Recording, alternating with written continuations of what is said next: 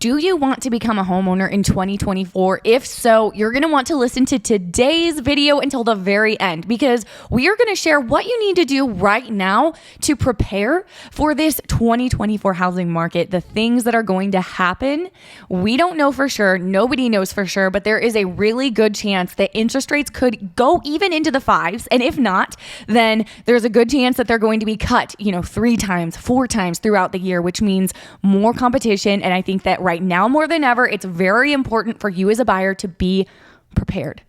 Man, curiosity's really got me though, because we've all been talking about it, is where's interest rates going to land? Where's things going to go? But has anybody really kept their eye out on the economy, but also the cryptocurrencies?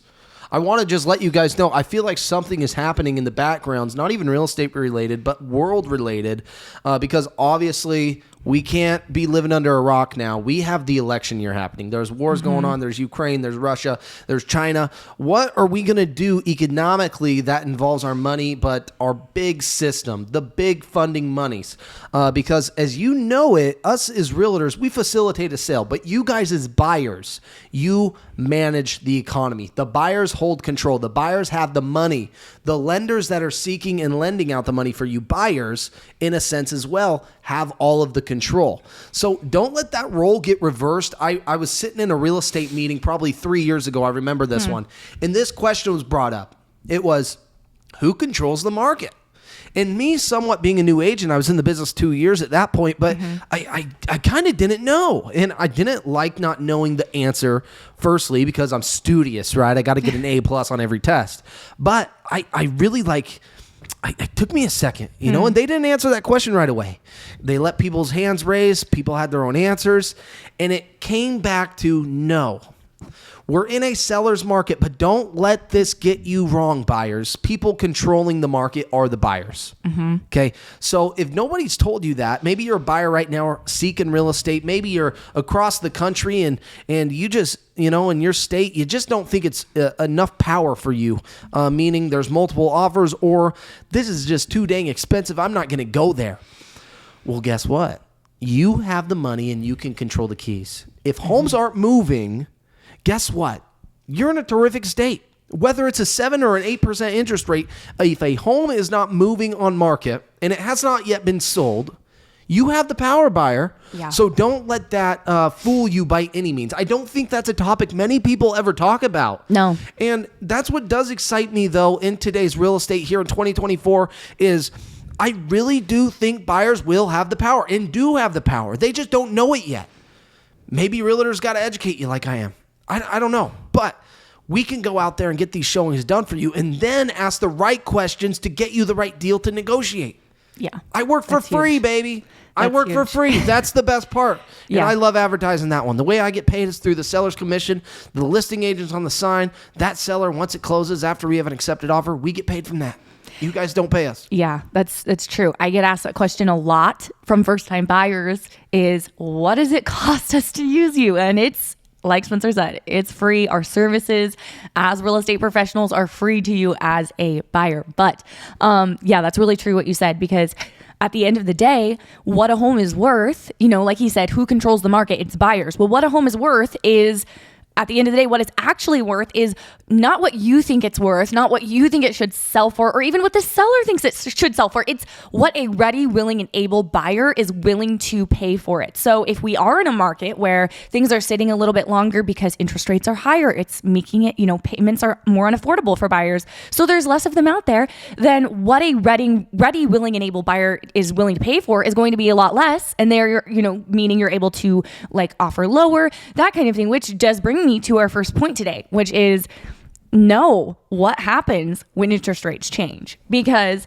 I don't want to, I feel like we've talked about this a lot, but it's important, and we'll get into more, other tips that we haven't talked about, but give me a real life example though. We can say this. Oh man. Well, watch when interest rates change, this is what happened. Give us an example real quick, Mariah. Okay. So I know a few months ago, interest rates were even higher.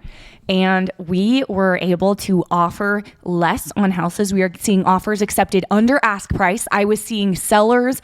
I would write repair addendums where I would ask the seller to do so many repairs and they would do all of them, because the buyers were really the ones that had more of the power in that situation.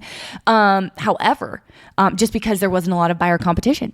But even now, interest rates are still, they still haven't lowered to what I think they're going to be lowered to this year. But even right now, we're seeing more buyers come out, meaning more buyer competition, which means more bidding wars. I know back in, let's just say 2020, 2021, those were crazy years in the real estate industry. And we were writing offer after offer.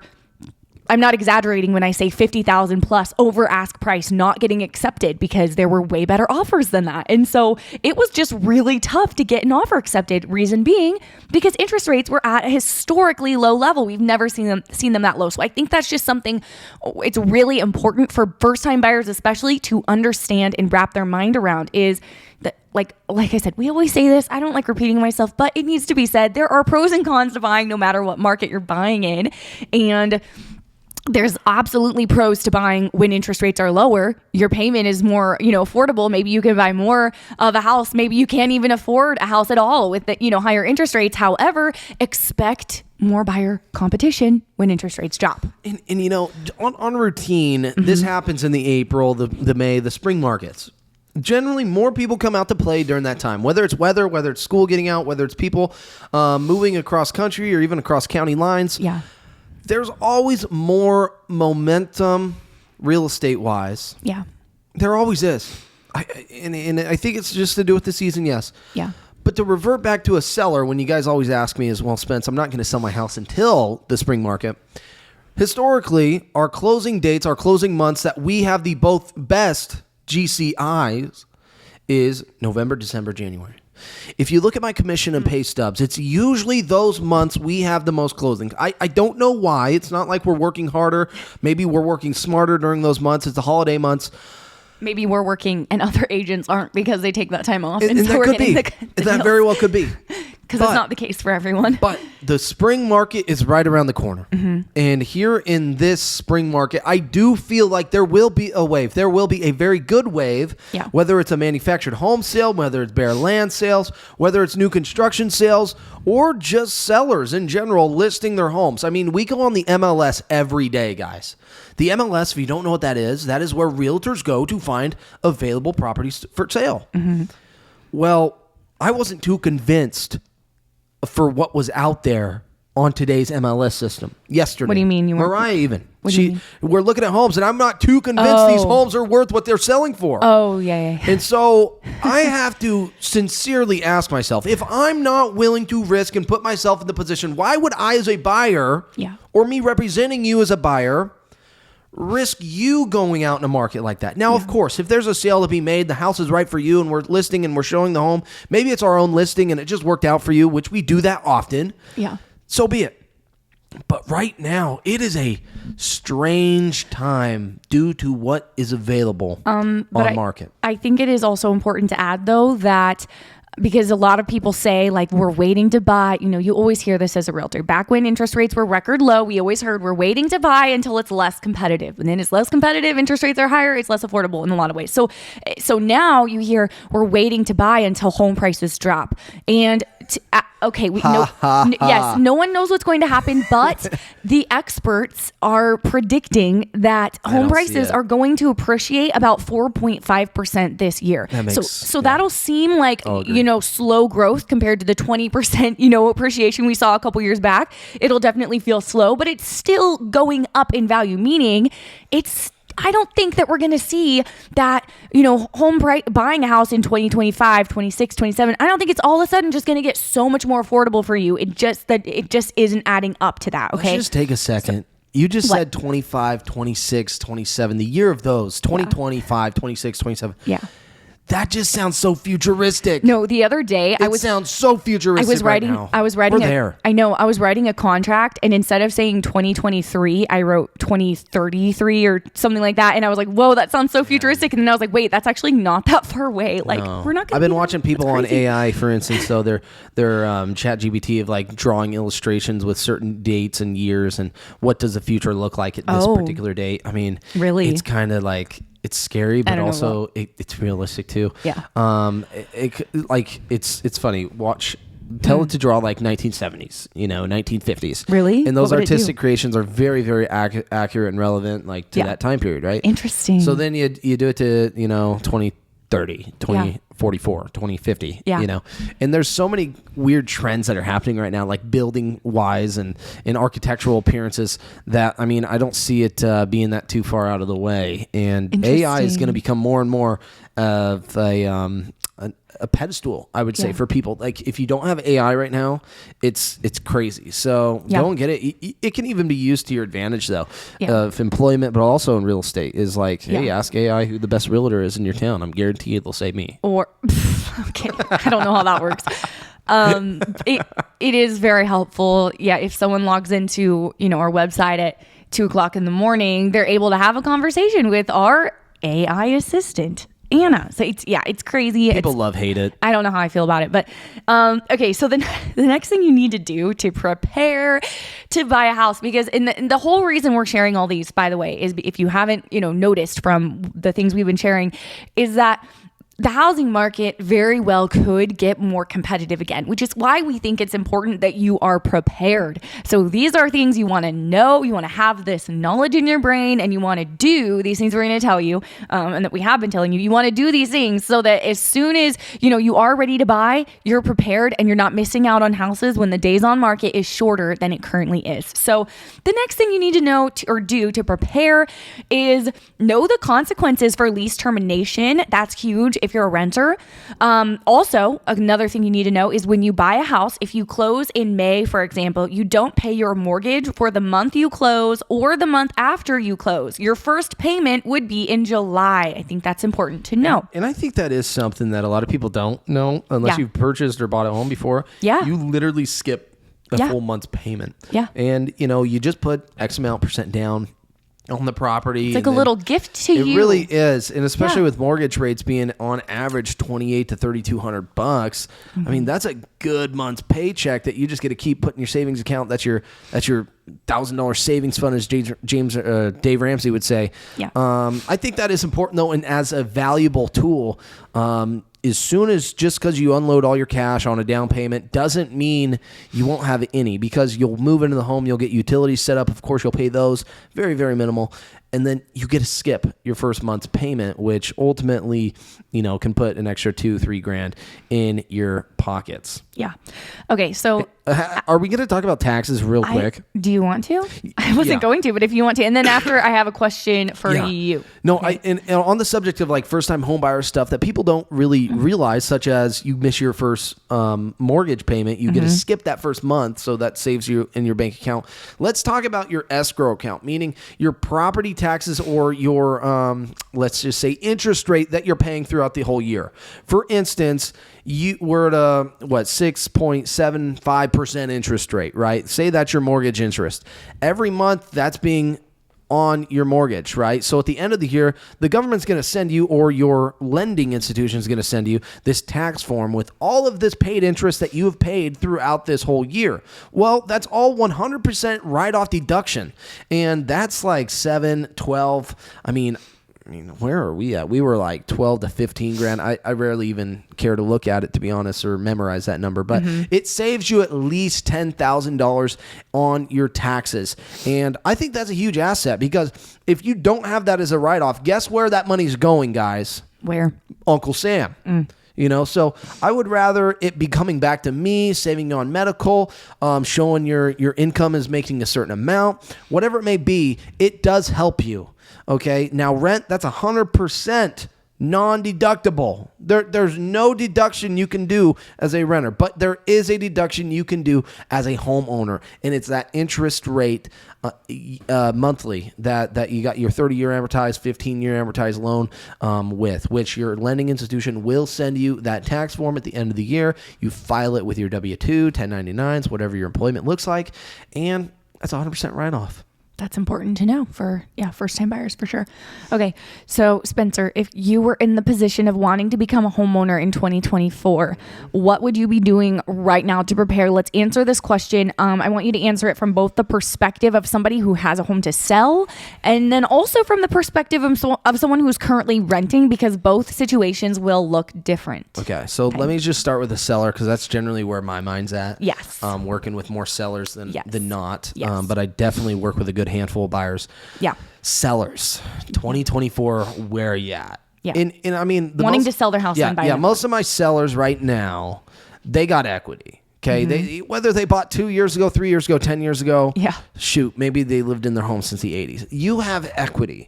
And so the majority just says, Spence, I mean, I'm looking to downsize or I'm looking to get out of Dodge. That's kind of the majority of my conversations. And or the downsize usually can come from a death.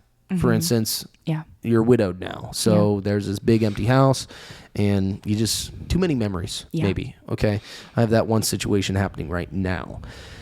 The deal is you're coming in with a lot of equity. You can usually put cash down on your next property, 50%. You get rid of mortgage insurance with that 20% down, and or you can take out a loan. It's really up to you. But the buying power that you have now is you're coming in with lots of cash. You're coming in with that negotiation. Every seller's wanting to see with that offer is, hey, I got money. You want money. Here you go. So usually when you put more cash down, you can sometimes offer a little bit less, especially if it's a full cash offer. Now, don't go crazy with it and insult a seller by any means, but you generally will not have to pay full ask tag price. And I think that's pretty important. If you are a seller transitioning to be a buyer in today's market, yes, your interest rate might be a little bit higher, but keep this in mind. These sellers are sometimes paying for your buy down rate. Yeah, I said it. They're going to be paying for your buy down rate, and that could be used as a portion of your closing costs. And if you're coming in with down cash, it's usually going to be beating your current mortgage rate if you still owed something on your current home you just sold. Yeah. So you traded for a house that maybe you're more happier in with this season of your life, and you kind of kept it like equal. You know, your mortgage is generally going to be the same amount, or if not less, because you did downsize. Now, if you move cross state, different economy, different real estate market. Sometimes you're just buying full cash and living your life with your feet up. Yeah. Now, current buyers. Different situations. Let's talk about you're a first-time home buyer. Was that the second part of the question? Yeah. Someone that doesn't have a house to sell. Okay, so you don't have a house to sell. You don't have much equity. What the heck do I do, Spencer? Well, what I'm going to be doing is looking for a zero down. I'm going to be looking for a rural town setting, not in city limits. There are a handful of them. Yeah, we're I seeing a lot of promise you. this. I found and I grew up in this setting. Mill City, Oregon. Look it up. Detroit Lake. Yep. Surrounded by mountains. We were in a rural setting. My parents never put money down on a house when they bought one. They used this loan program, and it was for their benefit. Their incomes weren't the highest, but they made money, so they could get a loan. What you need to make sure you have is verification of employment. If you're not employed, go get employed and have a job for over a year. If you have bad credit during this time period, build that credit back up. Don't miss a payment. Go talk to a lending institution and say, what can I do to get a 700 plus credit score? Okay. I'd love to see a 720 plus. Okay. So work on that in the meantime if you're not quite there. But your verification of employment, first time home buyer, I promise you is going to save you. Now, the problem that I see, though, is when there's just one loan applicant. Because as we know, you got to make money to support your debt to income ratio, to support that higher than average mortgage payment, that $2,800 to $3,200 mortgage payment on average. Your debt to income ratio has to show, I think, at like 35 to 39% of your monthly income. So that means you need to support yourself with a $5,000 ish a month income. Okay. And that's just your mortgage. So I'd say you need at least $6,000 to $7,000 a month income to support that in a lot of ways. Now, don't quote me on that. I'm not your lender. Let's go talk to a lender. That's just my little personal experiences. But I got a great lender for you if you're a first-time home buyer to ask those questions. Seriously, let us know. Yeah. But the verification of employment is super big. Look for a rural searched home setting, meaning out of city limits, because then you can buy with a zero down program. And in a market right now, we're able to negotiate a little bit with you saving on closing costs, saving on a per interest rate buy down. You can save that. Now, if you're this is what I would do, though. My last opinion. I'm talking on this one, okay? You ask the question, I'm going to keep with it because I want to be a creative thinker, right? Now, that's that sacrifice route I would do. But then ultimately, this is something I would partner with a friend on. If I was single, maybe I'm newly married, whatever. What would you do? I'm going to be looking for not condos, but the multifamilies. Yeah. I'm going to look for a multifamily unit. Yeah. Firstly, I've always wanted one. I just haven't seeked or found that right opportunity. Yeah. I've had my hands tied in other areas. I haven't been able to quite venture out in that manner. But if I haven't ever invested or have a current property, I'm going to try my best to do a multifamily unit. The one just came on market in our area. It's $850,000. It's a fourplex. It's currently rented. It's fourplex. Everything's currently rented out, and that's good income. If you have all doors currently rented out, now you as the new homeowner will have to live on one of these doors. Okay, so if it's a duplex, you got to live on the other half, but you only got to live there for X amount of time. Remember, ask your lender these questions. Yeah. But what's really cool is here in our state, I don't know what it's like in yours, but you only have to put 5% down. That's really cool. Now it used to be you had to be 20% because it's an investment property. Right. 20% is a lot of money for an $800,000 quadplex. Right. But if you're living there. Now you're only 5% down. What's 5 times 8? That's 40 grand, roughly. Okay. 48 grand down. That's why I said maybe partner with somebody and see what you can do. Because in my eyes, that is such a huge opportunity that I guarantee you old school investors said, man, I used to have to put 20% down on dirt that I never even touched or lived in. Yeah. That's a lot of money, especially when you're first off. So look for those family units, multifamily units, guys. And if there's a deal to be made, you make it. And, you always got to run your numbers and stuff. But that's what I would be doing in the background. But I'd stay out of the city if I could.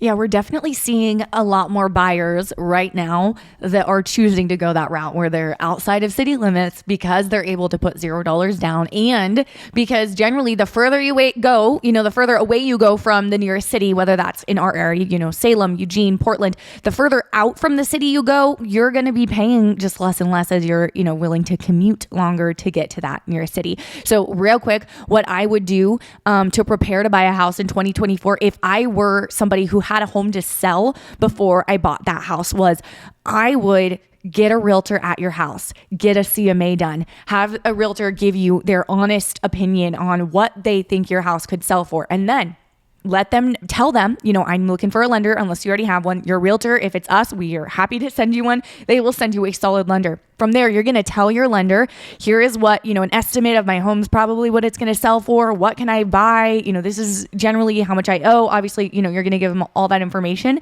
because until you do that, you might have this goal or this plan to buy a house in 2024, but it really doesn't mean anything. It's all just like a metaphorical idea until you actually have those numbers. Then you're going to have so much more clarity as to what you can actually do and what you need to do in order to make that happen. So, thank you guys for hanging out with us today.